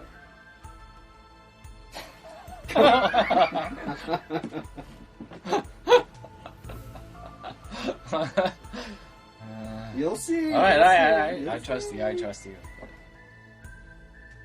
You ready? Yeah. Wait, should we go through our answers? Yeah, that's it. So now Okay. I'm gonna. Okay, so first one, Snow White, blank blank on the wall. Who's the fairest of them all? Rachel, what'd you put? Magic mirror. I put mirror, mirror. Oh, it is mirror, mirror. God damn it. This is interesting. Okay, number 2, famous TV show. Sex in the City. Yeah. Say it again. Sex in the City. Sex in the City. Sex and the City. And what's yours? I put Sex in the City. but- Okay, no, No, this no, is no, good. no, never mind. I did put and. I You put did and. put and. Yeah. Okay. All right, and okay, name the bear family. The Bernstein? Say it. Bernstein Bears? I said Burstein. Burstein without an N. I Okay. put Bernstein, like Bernie Sanders. Yeah, okay. Bernstein. Bernstein. Okay. Bernstein? Oh no. All right. Next I one. think it was Bernstein. Whatever. What's the beginning of the Mr. Rogers theme song? It's a beautiful day in the. The neighborhood. Okay. Yeah, I put the. Okay. All right. All right. Name the movie starring Brad Pitt, Tom Cruise, Kirsten Dunst as vampires. Interview with the Vampire. That's what I put. Interview with what? A vampire. A. Both put A. Yeah. All right. Last one. Famous line in the Star Wars Empire Strikes Back. Blank, I I am am your your- father. I What? am your father. Just I am your father. I thought this. Blank, I am your father. Oh. Okay. You need to put some. Yes. Put some. No. So I always know this is misquoted, and I can never. I put Luke. Okay. Interesting. Okay. That's what I put. So there's this little conspiracy theory online called the Mandela effect, and there's a lot of people are speculating what the Mandela effect really is. And the name Mandela is coming from Nelson Mandela, and then so this kind of brought people to kind of look into certain events where people were kind of remembering things differently than other people. Uh-huh. So some people remember Nelson Mandela dying in prison, and other people remember him dying just recently. You know, within the time period of Obama Yeah. being president, because he went to the funeral. But a lot of people remember Mandela dying in prison, Because that's what was reported at a certain time. which gets imprinted into people's minds. Yeah. But so Okay. the Mandela effect, people are thinking, like, they've got crazy theories. Like, people are thinking like timelines have crashed into each other and merged. Like, people are thinking like there's multiple timelines to Earth and things like that. So with the first one, Snow White, it is magic mirror on the wall. Oh, wow. But so many people remember it as mirror, mirror on the wall. That's how I always remember it, and that's how if you study magic or witchcraft, that's how they do it. It's more of a sing-songy way, mirror, mirror. It wouldn't be magic mirror. There's more of a flow to mirror, mirror. So it's interesting that you Wow. put magic mirror, and then you put mirror, mirror. That movie scared me. That's probably why. It is. I never Freaking even knew it was magic. Scary witch. And then with Sex in the City, I always thought it was Sex in the City. But Like, it is yeah. actually Sex and the City. Okay. All 6 seasons, have watched them all like 5 times, so. Okay. But I put, What did you put? I Ann? put the ampersand, Ampersand? which is Anne. Oh, okay, yeah. Yeah. Yeah. I just always thought it was Sex in the City. I've never watched it. So, yeah, I never really actually, watched it. I've either. heard Sex in the City. Yeah. So many Because a times. lot of people make that. See, there are these little things where just one word is different, or one little, like, conjoining word is just different than what people remember. So it's weird to me. Okay, so it's Baron Stain, not Baron Steen. So with an A, Oh, not Baron an E. Stain? Yes. Oh, okay. But my whole life, it was always Baron Bernstein. Steen. I heard Yeah. Bernstein Bears, like Bernstein. Bears. Bernstein. Yeah. And it has been misspelled over and over and over, but it is definitely Berenstain, because I even had to look it up and be like, Baron Stain. Stain, like that sounds Berenstain so Bears. weird And to it's me. spelled that way, Berenstain too? Bears. It's, yeah, Fuck. it's weird. And, They lived in a goddamn tree. yeah. Then there was like one kid with like, it was like kind of chubby and had crazy hair. yeah. Got in trouble. And then with the Mr. Rogers theme, it's a beautiful day in, you put the, and you put the, Yeah. it's this. It's a beautiful day in this neighborhood. It's a beautiful day in this neighborhood. Shoot, Mr. Rogers. I know, what the fuck? I always thought it was the, too, and a Yeah. lot of people make that mistake. Full shirt tattoos underneath that collared shirt. Yeah, I know. know. It's crazy to think about. That's cool. And then with the next one, it's also, people just misremember it. It's Interview with the Vampire, not Interview with a Vampire. That's how I always thought it. A Vampire instead of the Vampire. I don't know. And then the last one. The book is actually Interview with a Yeah, Vampire. it is, And yeah. the Okay. movie is Interview with the Vampire. Vampire. Who Yeah. wrote that book? Anne Rice. Anne Rice. Okay. And then the famous line in Star Wars Empire Strikes Back. It's not Luke, I am your father. It's no, I am your father. I knew it's misquoted. But that is a very misquoted one, but seriously, why is it misquoted? Like, why would so many people think it's Luke over no? To me, Luke, I am your father, is much more powerful than... Probably because No, when it was I'm like your father. talked about, it was put in context by Right. putting his name in like those brackets. When you think about publication, Right. it'd be like who he was talking to. So in order for people to understand, they would put it like in articles about it. Right. The most famous line would be like, quote, Right. like bracket, Yeah. Luke, bracket, I am your father, instead of no, I am your father, because Right. Yeah. Need to know who he's even talking because to. well, Yeah. and the whole thing is like Luke is like, you killed my father, and he's like, no, I am your father. Ah, You think about the whole yeah. scene, Right. and then Yeah. they cut off his hand, and he's crying, and he's like, ah. Yeah. But it's it's like the climax of the whole trilogy. Yeah. too. It's huge. Yeah. So it's like Huge. when people are describing it, it makes more sense to You say remember Luke, it. I It am comes your back to father. you when you Yeah. think about it. You're like, oh, because they're on there and he's like walking with him. He's talking about, which I totally Yeah. forget that part where they're like, he's actually gone to Darth Vader, and he's Dude, like in the Empire garb. Yeah. Luke is Right, All yeah, black. and he's walking. I totally had forgotten about that. I was trying to think of I'm like, Luke seems obvious now that we're doing this thing, and I'm like, I literally couldn't think of another thing that he would say. Right, yeah. Because you don't think about the whole scene, you just think about that one line. And it's just him. And everyone, like, when people talk about that, all I think about is like the, it's Yeah. like, Yeah. I am your father. It's like the breath, and then Yeah. and then him saying, Luke, I am your father. Yeah. But such a great voice I actor, even by the had way. a Love little him. pen when I was younger and had 4 buttons, and they're all lines that Darth Vader said, and he says, on the pen, he says, Luke, I am your father. Oh, well, with that, a lot of that, like toys and stuff, they just re-record it, and it doesn't even really have anything to do with the movie. They Yeah. do that a lot with toys too. So yeah, what do you think? So do you think this is just a misremembering that people are doing? Like, why would so many people, like with the Snow White thing, think it's mirror mirror when I've even looked it up? She says magic mirror on the wall. I don't know, it's just weird to me that there are so many things that people kind of line up on as misremembering. Mm-hmm. I'm not saying that 2 timelines, 2 different Earths that have smashed together, and now we're like living together in this weird paradigm now. But Well, not completely unlikely. It is less likely. Yeah, it's less likely. than some alternative. I think a lot of crazy shit can happen. That Here's a bigger question. Are we misremembering or are we misarticulating? Because when you Yeah. mention all those things, we're remembering. We know exactly what you're talking about. And we know what's happening in context of thing, but we are misarticulating the specific words that are being said. Yeah. If you say on the wall, we're both thinking about the mirror and the magic mirror and like the context of the film and why she's addressing the mirror, but we're like forgetting the exact line that says it. Right.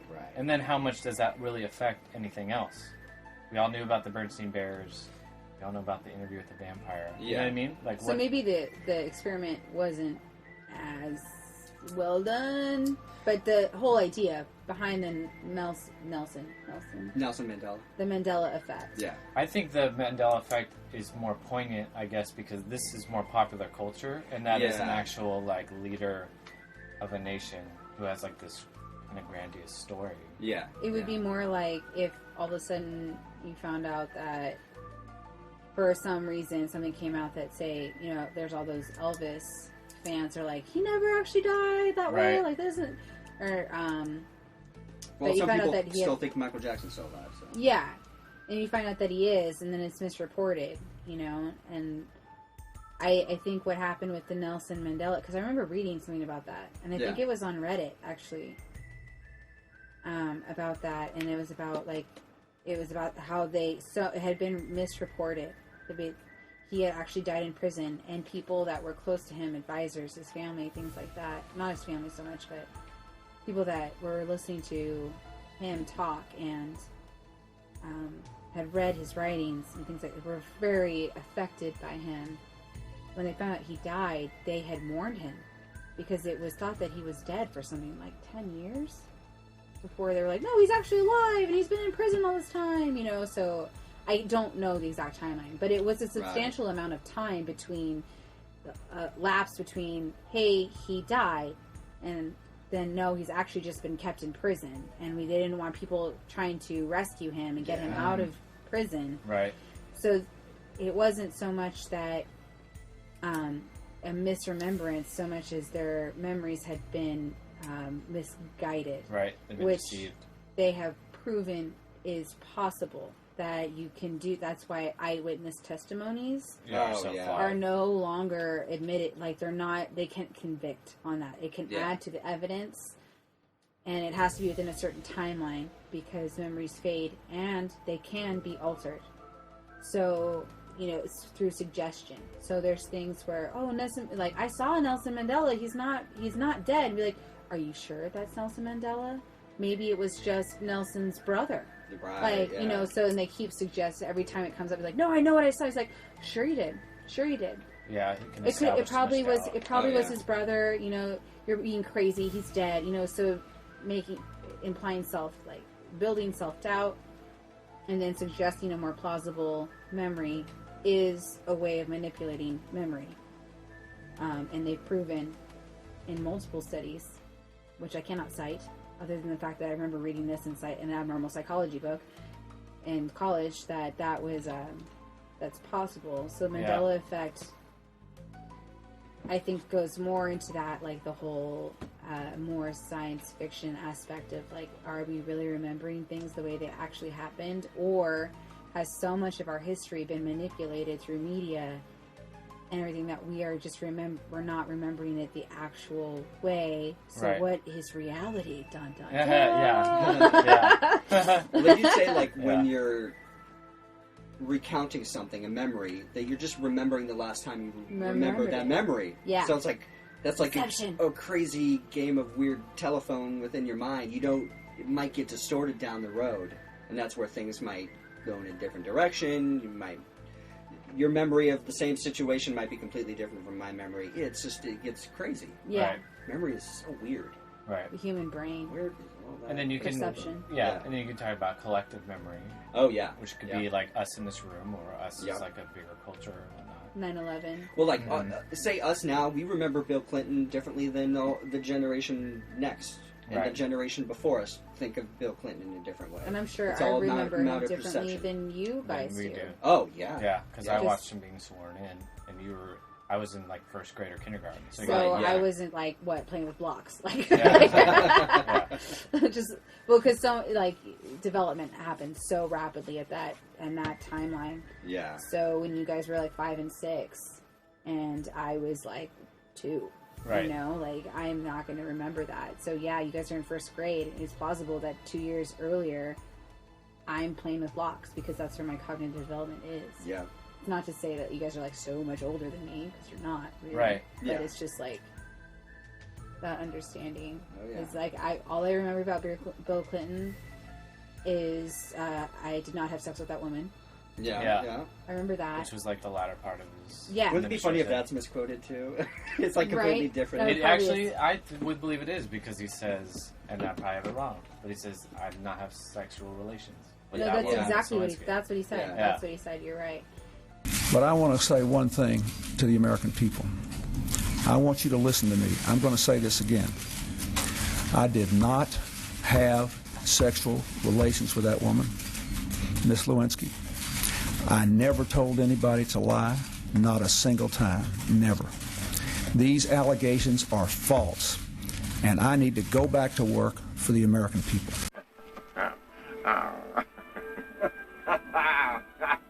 But then if I were to pay attention in anybody who talks about him, they talk about how great his what is it called, the relations, his international relations policy, how great that was, and that was a time of prosperity, and we had a great economic time during it Yeah, was we had a wonderful budget surplus. during that time when he was 90s, president. baby. Different time. It was, man. Moon shoes. I always Oh, harken back to the yeah. moon shoes. Hell yeah. And Skip-Its. I don't know. When I think of Oh. 90s, I think of moon shoes and Skip-Its and better cartoons. That's Oh yeah, because Nickelodeon. Nickelodeon was in All your day. brain. Did you guys see that they're going to do a Legend of the Temple movie? Legends of the Hidden Temple? Thank you. Legends of the Yeah. Hidden Whole Temple. movie? They're going to do a whole movie about it. Damn. I I used love to that show. The fucking monkey. I wanted to be that and Guts. Like I wanted to be on those Guts. shows so Guts. bad, What was the one with the aggro crag? You That's did, Guts. Oh, that's Guts. Okay. where you could win a piece of it. Yeah, yeah. I don't remember. Yeah, it's at the end. It was like a Double big Dare was pyramid. always a good one. Oh, Double Dare. Yep. I like that one a lot. I'll take your dare. I'll double dare you. Yeah. What is he going to do? Man. Yeah, Harken there's some back. kick-ass. Oh man. That They- monkey, they and then don't they have had that Gak. anymore, do you they? guys remember Gak? Oh, And yeah, like Gak. spill all over people, and then you could get Get Gak. slimed. Yep. Yeah. It was green, slimy stuff. So great. They don't So still great. do shows like that, do they? I don't for think kids? so. Not Just the- all not the way they animated used stuff? to. Yeah. And, I'm sorry, Adventure Time is terrifying. I love Adventure Time. I just For an don't think adult, it's great. For, yeah, I don't Yeah. think it's good for kids though. For an adult, it's wonderful because it does all these, like, awesome, abstract yeah. ideas. Yeah, exactly. But I'm, like, sitting there watching it with the kids I used to nanny, and I'm Yeah. like... And they're like just memorized, but they don't understand anything that's happening. right, right. And I'm like, all the references are going straight over their head. I'm Yeah. hoping. Yeah, I And know. I'm just like, oh no. They're like, yeah, Adventure Time. I'm like, Unfortunately, that's all getting planted in their like subconscious. You know, It'll- it's there. Yeah, Yeah. the first time They're they like do drugs, sponges. they'll just be like, oh, fucking, I Yeah, totally now I get remember Adventure that." Time. or there'll be like Totally down. another like adult reference when they're adult and they have context for it. Yes. They'll be like, oh, that's what you look about Shrek. Like I watched Shrek. Shrek. Yeah. There was something on Reddit about that, about how many adult like references they slipped in there. Oh, Yeah. Oh, I remember Yeah. watching that movie in theater and like laughing way harder because I was like, "Oh man, they're like." Yeah, is that Just really in a because cartoon? Exactly, because I'm like, "Oh, this isn't like a little kids movie that I thought it was." Most of them aren't. There's a lot of, even in Disney movies, that they'll Oh, say yeah. stuff and you're like, whoa. Like, That's awesome. that's not appropriate. But the kids don't get it. I didn't get it when I Yeah. was a kid. No, Yeah. you just want. I mean, Yeah. how could you? It's just too complex. Well, that was cool. That Yeah, was just cool. That was a cool little something, experiment. something. Yeah, it was just something I was fascinated with. What thought do I'd you share think it with about you the guys. Nelson or Mandela effect? I think it's more of a memory thing. I think like especially with the Nelson Mandela thing, once that seed gets planted, it's kind of hard for people to take that back, especially if you're so invested into a man like that. And you hear that he's died, then like you said, you start mourning the person, and then it becomes more real. and then you don't really realize, 10 years later, now he's out, and you're like, what? Now he's alive? And, it's just, it's an interesting thing. The whole timeline thing and two worlds colliding, who knows? I don't know. I think we're in some sort of weird simulation. I don't know really what we're in. I don't know. It's just weird. Everything we're doing is weird. I'm just trying to have a good time. You guys seen while we're doing it. Russell Brand and what he talks about? Yeah, I love his point of view on things. I love that because it really makes sense to me. Which one is that? No, I've heard people talk about it, but I haven't. He's the one. He talks about how our senses are limited. There's like a little shrimp in the ocean that can see like ultraviolet and our color scale, and then like another one. There's ultraviolet, our light prism, and then there's like another light prism. They can see something. We can only fathom so many different colors. Right. And this shrimp can see like thousands more than we can. This little organism that's like this big. Uh-huh. They have more cones and rods in their eyeballs than we ever will. And they talk about that for sight. And then dogs, how they can hear different frequencies that we can't hear. And they can smell things that we can't smell, but they don't have the same visual perceptions that we do. And so, because our reality is perceived through our senses, our reality is limited. Mm-hmm. And that's his whole argument, which it's like just mind altering to me. It really gives me chills when I think about it, because it's like, so literally we could be coexisting in another dimension or with another reality that we just cannot perceive. Right. Because we are limited with our perceptions. Yeah. Ooh, this brings me up to okay, so what would you classify dreams as being, especially the powerful ones where it feels very real? Like, you wake up from it and you're like, is that a memory? Like, Where did am that I? really happen? Because sometimes I feel like maybe I'm tapping into another version of myself in some other version of Earth. I don't know. It's just and then a deja vu sometimes. Like, I'm like, what is deja vu? What happened here? Like, one that really weird deja vu thing I wanted to bring up, because I had this dream, and then I go to your Christmas party, and then I get this strong feeling of deja vu, and I think it's because I had a similar dream to, like, I was at your party. No one, the only person I knew there was Rachel, and then I started to get to the party, and like recognizing people, and like, this is like really weird. And then one point of the party, I'm like, this is like real weird. I've been here deja before. vu. Yeah, You get those goosebumps and you're so recognition, like overwhelming recognition of being there. Yeah, and like, what the fuck was that? Is that just like me just remembering the dream that just happened to be somehow like that? But I like to lean more towards maybe it was just I got a little snippet of the future and possible future. Yeah. Okay. I think, like, when you were saying about us experiencing, or, there's a reality beyond our own, and tying into what you're saying about dreams, it makes me think of mushrooms. And only because, like, when you're on, like, a heavy dose of psilocybin, like, it's firing other areas of your brain and taking away from the part of your brain that is you and, like, your ego and your personality and stuff like that. And I think it makes you more perceptive of, like, other things. Like, I remember being, like, so perceptive on my vision for a while and just being able to focus on what I was seeing in, like, a way that was, like, all-encompassing. And I'm not saying that that's still using your senses, so you're not... I don't think that, like, gives weight to anything, like, beyond your argument about that's all you can perceive, but you can focus in a little bit more, or maybe the idea of it. At the same time, when you're dreaming, your brain's, like, downloading its information from the day, and your subconscious is more active and things like that. So, like, other parts of your brain are being more activated. So maybe that adds a little extra perception to your senses already. Yeah. So that's what I think about that. But it is chilling to think about what you're saying, because we're only seeing things through our senses, and we're only seeing things. We are brains studying other brains, seeing what other brains are seeing. Yeah.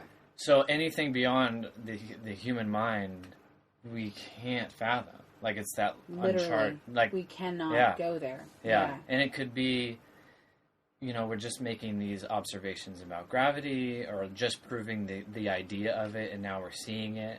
Yeah. And so that's altering kind of our reality because it was an idea, Theory. and Now it's and fact. now it's out there, and like it's taken so much amount of time, and just as we've only discovered like 2% of the life on Earth, we've only probably just maybe like took a little chip out of like whatever reality is or whatever's going, just based on that alone. Well, and the fact that every individual experiences a different reality already. Right. Like, my reality and the way I perceive things is based on an amalgam of things. Like amalgam's the wrong word, but like a combination of all my past experiences and perceptions, and that's going to be totally different than either one of yours. Oh yeah. So my reality is going to be so much different than yours. It was something we were driving up north for Emily, to see Emily, and I was driving up there with Jason Hypes. Of course, I said Jason. That's how I have him saved in my phone. Good way to keep He said something. We were driving through something, and there was like this weird little windmill or something on the side, and he goes there and he's like, isn't it crazy that if we had never taken this random side road, that would not be a part of our reality? And it really just made me think about like how what we see and perceive becomes a part of our reality, but how everybody's reality is different. So just going with that. Yeah. Just to further what you were saying, I think, but I don't know if you were going to talk. No, you. that's absolutely just part of it. It's Yeah. like unfolding before us. Yeah. And I totally concur with what you're saying about how the people, relativity, for instance, they just prove that it's real with the different, I don't know exactly what they use, but to prove that the gravitational pull is relative to space-time. Mm-hmm. And how fascinating that they can actually prove it Yeah. now. Whereas before it was a theory. They had ways of proving it very slightly. Like, it was, I think the experiment they did was like 5 clocks on a table. They put one in the middle, and they spun them, and just on an axis and a zero grav. And like after a year, they went in, and the clocks on the perimeter were like a fraction of a second faster than the one in the middle. Again, that's hard to, because it's still dealing with Earth. Right. Right. Yeah.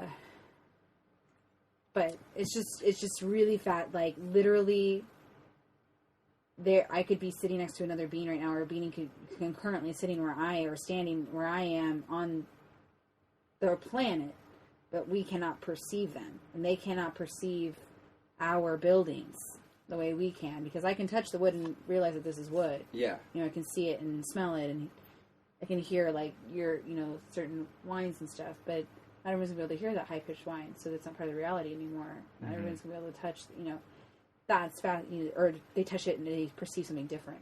Right. So perceptions are so different. I touch cotton and maybe somebody touches it and they think it's silk. Yeah. Right. Because that's all they've been exposed to, so their reality is different. Yeah. Right. Or So going someone back. was trapped in a wooden shed that burned, and so when they walked in here, they immediately started sweating and crying Yeah. and things like that. Yeah, it's And a we're just different like, perception. Yeah. Yeah. This isn't just a wood cabin. This is a trap. A death trap. Yeah. This exactly. is what that's their perception. Yeah. That's their reality.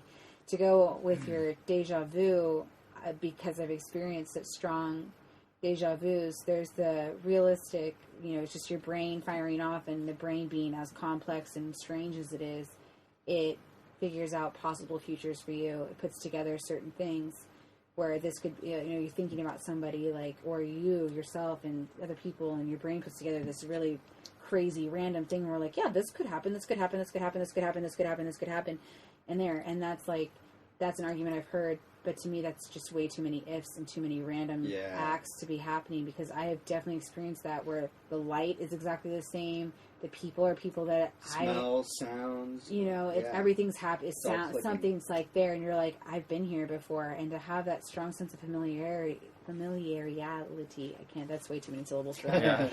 It works. I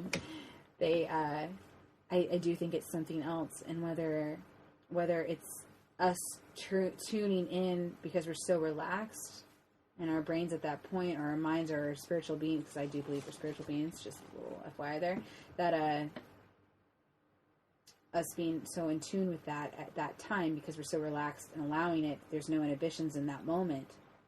When you're having that deja vu dream, maybe you're more in tune with the physical, with the spiritual world, and or the otherworldly, and they can show you a possible future.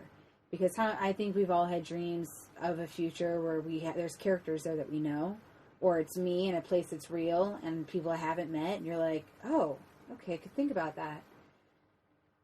And sometimes it happens, sometimes it doesn't. Yeah. I personally, that is what I think it could be, but you never know. Yeah. You never know. Well, I think we should end on that note. Nice. I made for a last good discussion. Yeah. I really want to watch that Russell Brand thing too. Yeah, I sure. You're talking about Russell Brand, the comedian. Yeah. Okay. Yeah. He's what I totally done like a 360, and he goes on and talks about meditation. He uses psychedelics too. He's pro psychedelic, and he's like, I meditate, and I've used guided meditation with psychedelics in order to come to this conclusion. And he's just very articulate, and he professes his opinion in such a way that it doesn't seem crazy. It seems plausible, and he's consistent with it. Yeah. He's very consistent with his argument. And the thing that really gets me is he's like, what if everybody came to that conclusion and they realized that we were all a part of a spiritual world, and that we were, we're limited to these perception tools, basically. Our eyes, our hands, our nose, our ears, these 5 senses that we have. This is all that we have to perceive our reality. Everybody came to that conclusion. How would that change people's mentality? Right. Because then they'd realize that they're affecting more. He articulates it so much better. It just seems, listening to him, it doesn't sound crazy. It sounds real and plausible. And I love listening to him. He talks about that. Blows my mind. I love it. It's on my Facebook feed. Oh, okay. Yeah, I think that's great, because I do think we are... I almost think we might even have chosen to come down to this level of existence. Yeah. I do think, kind of the same lines as you. We are energy. We are a collection of energy, and we get put into these meat bodies to kind of gain certain different perspectives. Because, like you said, every single person, 7 billion people, are all experiencing life from their unique, different little point of perspective. Even though they might be experiencing the same things, they will never perceive anything exactly the same way. So I kind of think maybe there's this huge, giant collection of energy that puts itself down into these individual bodies, and then after that we kind of go back and the collective knowledge kind of comes together into that one thing, and maybe we keep going, cycling. Maybe there's different Earths, maybe there's different levels of existence. Maybe we really do reincarnate into a elephant or a ant or something. Just to experience that little different perspective. Yeah. But who knows? I mean, I could talk about this stuff forever. It's getting late. Yeah, and one more thing, Yeah. For a really good explanation of that whole relativity discovery, watch Brian Greene on the Stephen Colbert Show on YouTube. Brian Greene. So you guys talking about how they just discovered the gravity wave? Yeah. Right. Okay. Yeah. They just proved or observed it. Yeah, yeah. Anyway, Brian Greene, the physicist, goes on the Stephen Colbert Show and explains it That's very awesome. well between them two. Yeah, I'll very check that out. very simple version, but where you can see it, and then the significance of it makes more sense. Yeah. Brian So- Greene. On Stephen Colbert. Yeah. Okay. All right. I'm interested. Well, thank you, Thank Rachel. you, Rachel, for coming. You're Thanks for awesome. having me. I'm glad I We'll could make definitely it. have you on again. Yeah, it of was good. course, Great as conversation. as Super glad I always. could make it. Yeah. Rape culture's real. Hashtag. You can follow Rachel at GetRealRape on Twitter.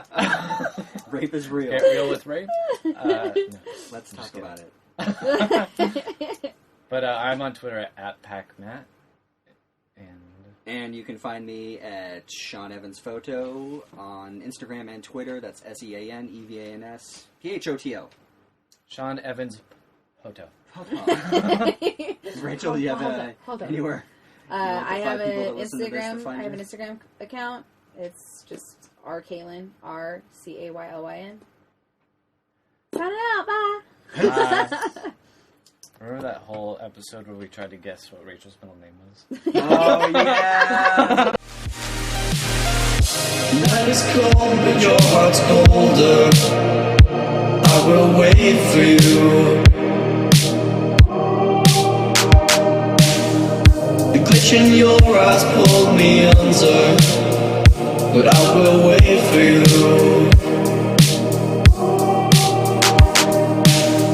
There's nothing left for me to do than run and act myself a fool. No point in trusting anyone.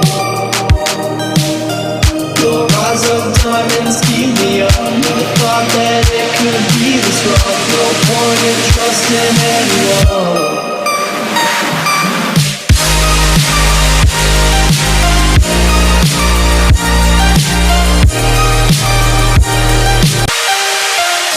The night is cold, but my heart's colder. I will wait for you.